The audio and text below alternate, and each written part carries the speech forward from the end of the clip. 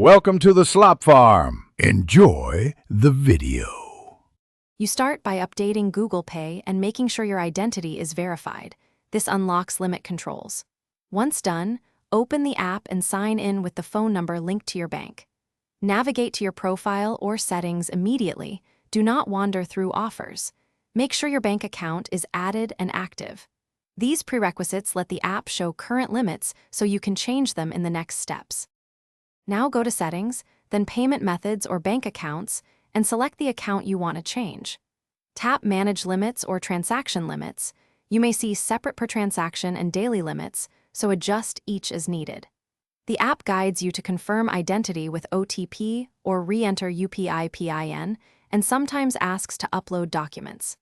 If Google Pay shows no editable control, it will finish by saving changes and completing any OTP or bank confirmation steps. This finalizes the new limit.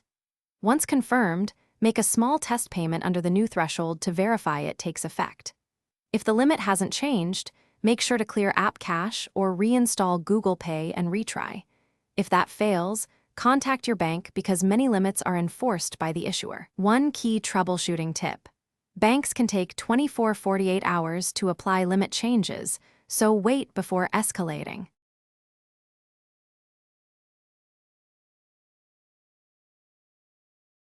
Thanks for watching.